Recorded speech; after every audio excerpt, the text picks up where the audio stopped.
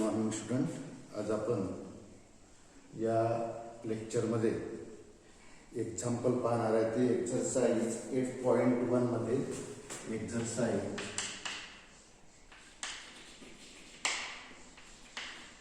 8.1 मतलब पहिलं एक्झाम्पल आहे.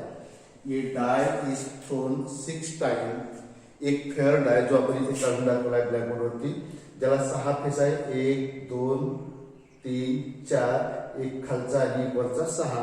या प्रत्येकवर नंबर आहे 1 पासून तर 6 पर्यंत. 1 2 3 4 5 आणि 6. अशी ही फेअर डाय 6 टाइम थ्रो केली. If getting an odd number, यामध्ये ऑड नंबर कोणते आहे?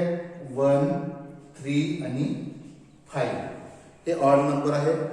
तर ऑड नंबर येण्याची प्रोबॅबिलिटी किती राहणार? त्याला काय म्हणजे getting an odd number is a success, म्हणजे प्रोबॅबिलिटी पी ही सक्सेस करता म्हटली आहे. याच्यामध्ये इथे आपण पहिल्यांदा लेट एक्स डिनोट्स काय म्हटलंय? Getting an odd number X is equal to getting an odd number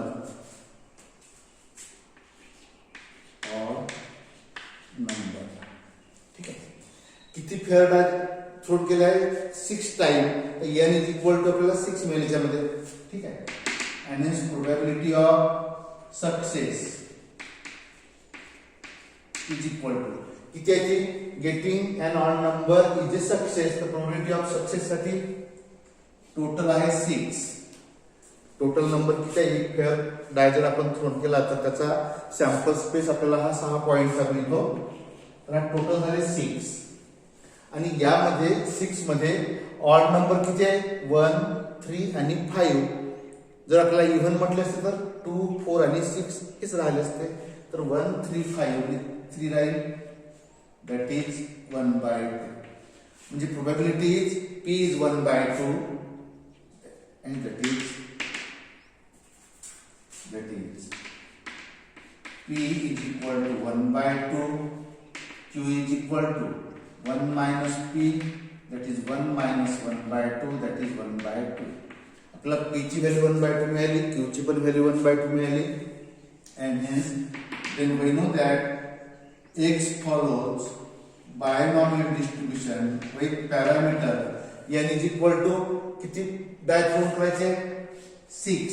n is equal to 6 and p is equal to 1/2 is given by is किती नव्हते. and hence probability of x equal to x is equal to काय formula आपण काय वापरतो? n c x into p raised to power x into q raised to power x, where x is equal to 0 1 2 3, x is equal to 1 2 3 4 5 6 राहणार. ठीक आहे. त्याच्यामध्ये 1 2 3 4 5 आणि 6 equal to 0 otherwise. आणि पहिलं प्रॉब्लेम आपल्याला याच्यामध्ये विचारला आहे प्रोबॅबिलिटी ऑफ काय म्हटलं? 5 सक्सेस. Probability of 5 success.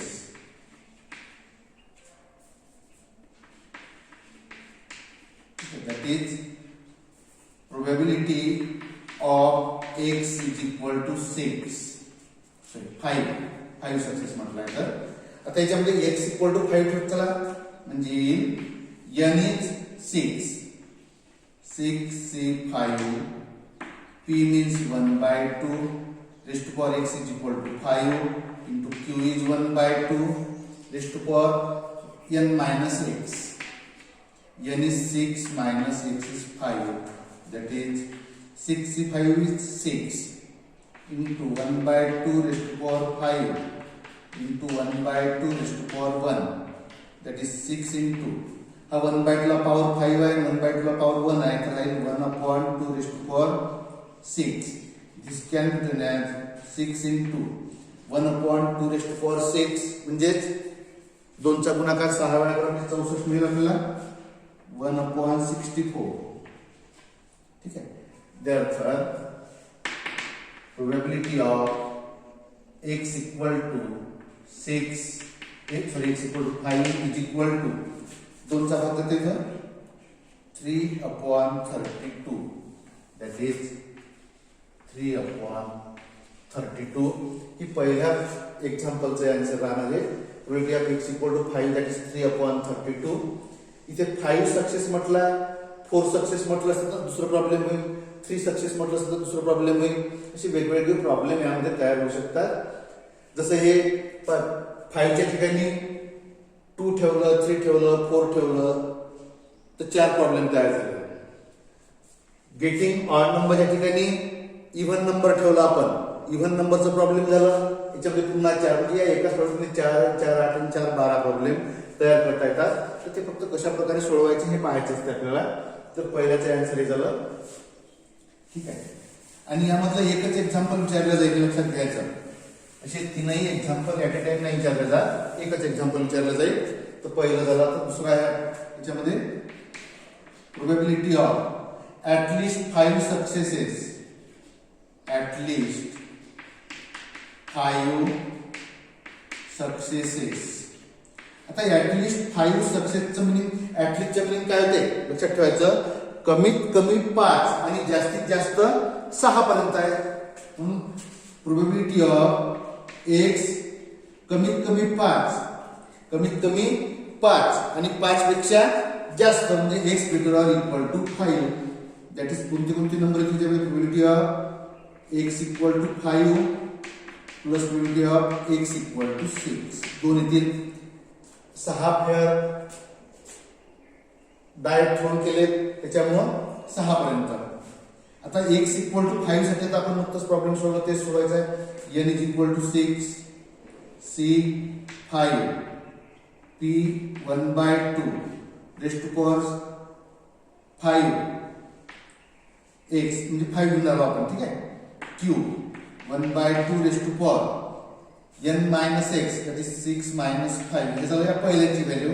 नंतर n6 c x6 p 1/2 raised to power x means 6 into 1/2 raised to power 6 minus 6 that is 0.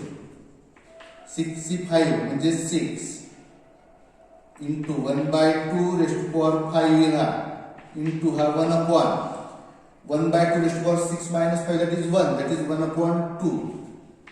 6 म्हणजे 1 into 1/2 raised to power 6 into 1/2 raised to power 6 minus 6 0. आणि कशाला power 0 असेल तर value 1. That is हा येणार 6 into 1/2 raised to power 6.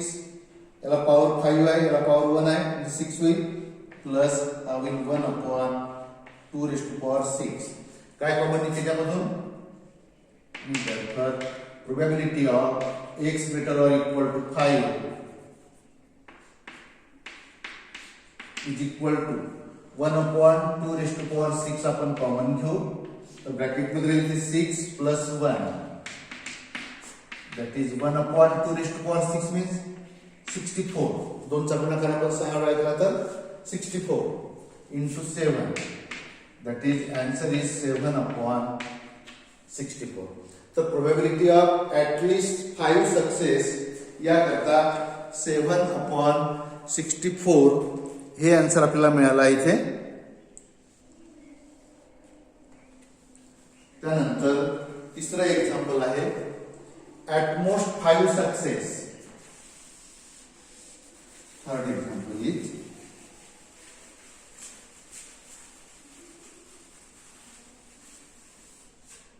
Third. हे वरचं common आहे सगळ्याकरता. Probability of at most 5 successes. याचं मिनिंग काय होईल? ऍट मोस्ट मिनिंग जास्तीत जास्त 5 आणि 5 पेक्षा कमी. प्रोबॅबिलिटी ऑफ x जास्तीत जास्त 5 पेक्षा कमी, x less or equal to 5. जास्तीत जास्त 5 पेक्षा कमी. आता जास्तीत जास्त 5 म्हणजे 5 झाला, 5 पेक्षा कमी म्हणजे 1 होईल, 2 होईल, 3 होईल, 4 होईल. इतक्या वेळेला आपल्याला हे एक्झाम्पल सॉल्व्ह करावं लागेल. मग याला आपण कॉम्प्लिमेंटरी व्हेंडी काय करू? 1 minus probability of x greater than 5. x greater than 5 म्हणजे कोणती? फक्त याच्यामध्ये 1 minus probability of x is equal to 6. कारण 6च डायट फॉर्म केले आहे आणि 5 पेक्षा जास्त पाहिजे म्हणजे x equal to 6. That is 1 minus, आता x ची व्हॅल्यू 6 घेऊन याला सॉल्व्ह करू आपण. 6 1/2 raised to power 6 into 1/2 raised to power 6 minus 6. That is probability of x less or equal to 5 is equal to 1 minus 6 म्हणजे 1, 1/2 raised to power 6, 1/2 raised to power 6 into 1/2 raised to power 0.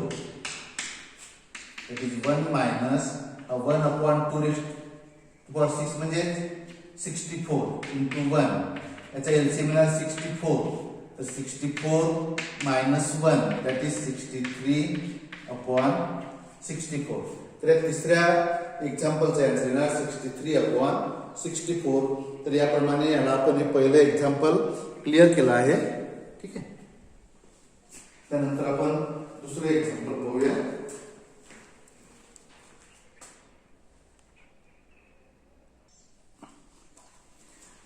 दुसरे example आहे. There are 5% defective items in large bulk of items. What is the probability that a sample of 10 item म्हणजे total 10 दिली आहे, यांची value 10 will include not more than one defective atom. What is the probability that a sample of 10 atom will include not more than one defective atom असं म्हटलं आहे solution. आता याच्यामध्ये काय म्हणू आपण? let x denotes number of defective atom. now let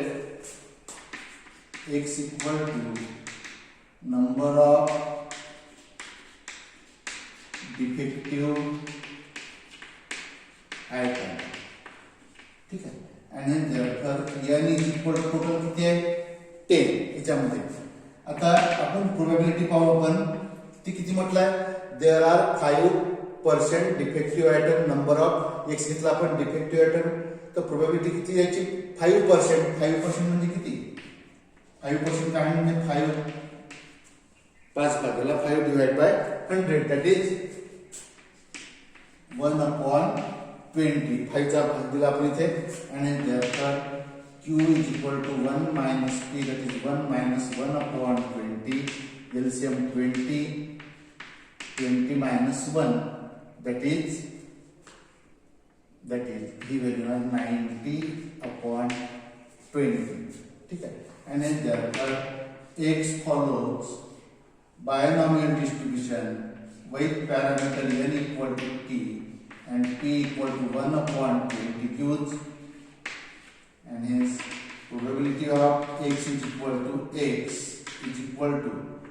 ncx p raised to power x q raised to power n minus x, where x is equal to 0 1 2 3 4 5 and so on. Okay.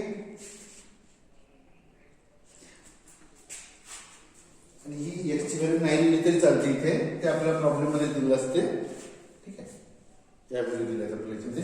तर पहिलं याच्यामध्ये example विचारलं आहे probability of. कशाची विचारली आहे?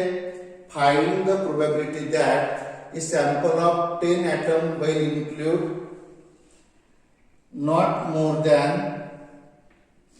probability not more than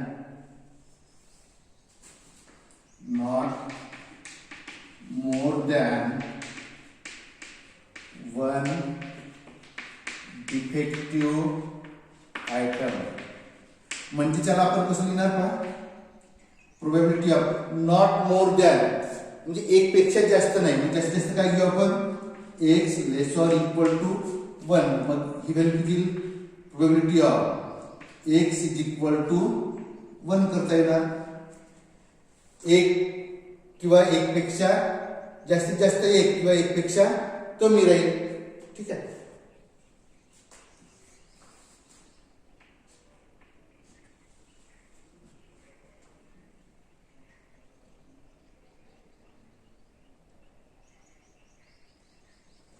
तर इथे एक किंवा एकपेक्षा कमी किती राहील? Probability of x equal to 0 plus probability of x is equal to 1. x equal to 0 कसा ठेवू आपण? n म्हणजे 10 C0, p आहे 1/20 raised to power x means 0 into 19/20 raised to power n minus x, that is 10 minus 0 plus x equal to 1, that is 10 C1 into 1/20, x ची value 1 plus into 19/20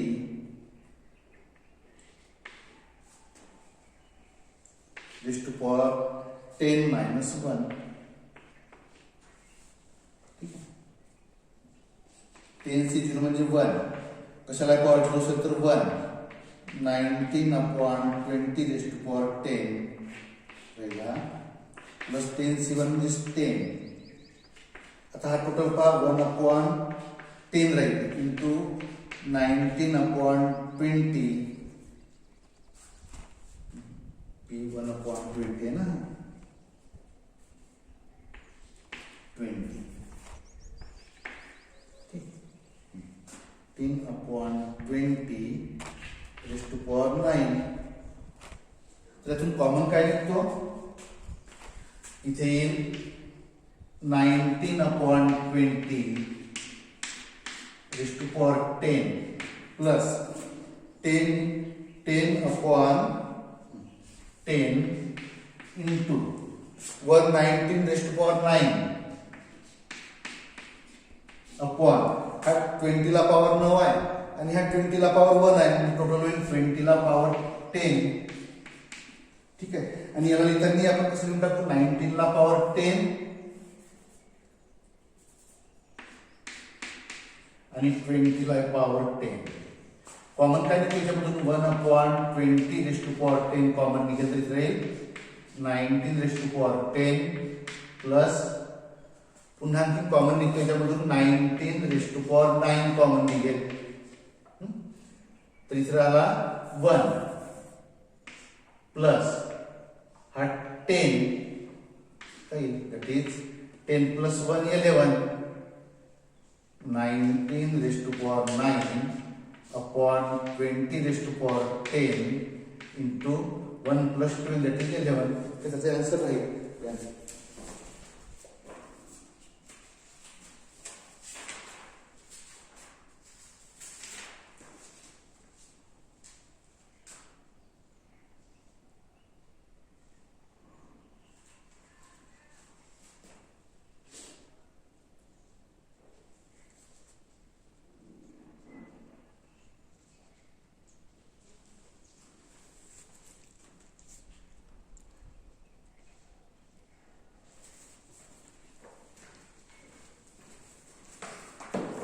थोडा आपण इथे correction करून घेऊ. इथे